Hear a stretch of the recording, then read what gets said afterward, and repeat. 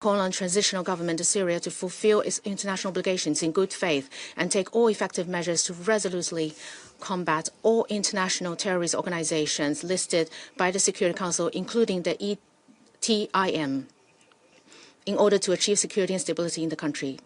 Thank you, President. I thank the representative of China for the statement, and I give the floor to the representative of Somalia. Thank you, Mr. President. We also want to thank the co-pen holders, the United States of America and the Russian Federation, for their efforts in drafting today's resolution. Somalia voted in favor of this resolution to extend the mandate of United Nations Disengagement Observer Force, UNDOF. We do so at a time when the security situation is deteriorating and as a result of the persistent unilateral actions. While UNDOF remains an essential mechanism for stability, its effectiveness is being systematically undermined. Mr. President, Somalia reaffirms its unwavering support for the sovereignty, unity, and territorial integrity of the Syrian Arab Republic. We stand unequivocally that Golan Heights are Syrian land and demand the full return of all occupied Syrian territories in accordance with international law and the relevant Security Council resolutions. Any attempt to alter the legal or the demographic status of the occupied Syrian territories is null and void without legal effect. My delegation strongly condemns the repeated violations of the Syrian sovereignty and the blatant disregard for the 1974 Disengagement of Forces Agreement. We denounce Israel's continued military incursions and unauthorized presence in the areas of separation, which directly threaten the regional peace.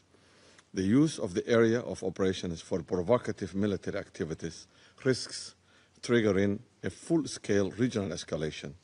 We urge the occupying power to adhere strictly to the disengagement agreement and cease its hostilities acts against the Syrian territory.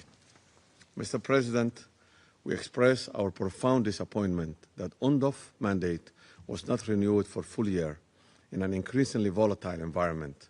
A shorter mandate creates unnecessary uncertainty and fails to provide the long-term stability required for the mission to operate effectively. We emphasize the absolute necessity of ensuring that the safety and security of UNDOF personnel. We demand that all parties facilitate the mission's full freedom of movement and remove all obstructions in its mandate. UNDOF must continue to operate in an impartial, credible manner, but this cannot occur in a vacuum while international law is being disregarded. In conclusion, Somalia reaffirms its strong support for UNDOF and its important role in maintaining peace and security in the region. We reiterate that the lasting peace and stability in the Middle East can only be achieved through full respect for international law, relevant Security Council resolutions, and restoration of the occupied lands. We remain committed to the principles that the dialogue and diplomacy must be rooted in the respect for the national borders and the end of illegal occupation. I thank you. I thank the representative of Somalia for the statement. And now I give the floor to the representative of the Syrian Arab Republic. Thank you, Mr. President.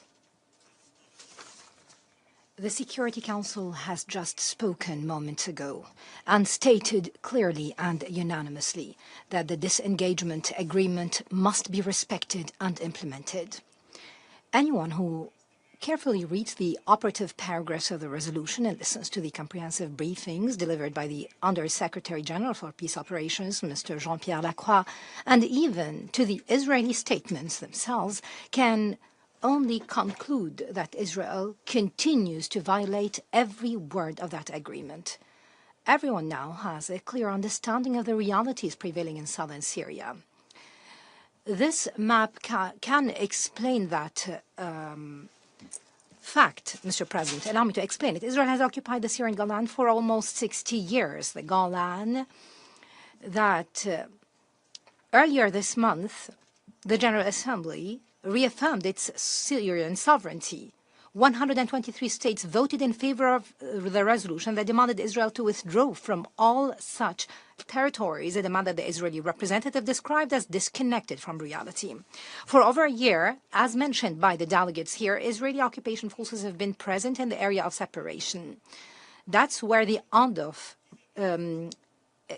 is currently located, and even beyond that separation zone. And they have repeatedly declared that they will not withdraw from the Mount Hermon. The summit of the mount lies along the Syrian-Lebanese border, which is geographically distant from the occupied Golan. Mr. President, the briefing delivered by Mr. Lacroix to this council the past week has answered so many questions. Are there any Syrian armed forces present in the areas subject to inspection? No. Has Israel expanded its presence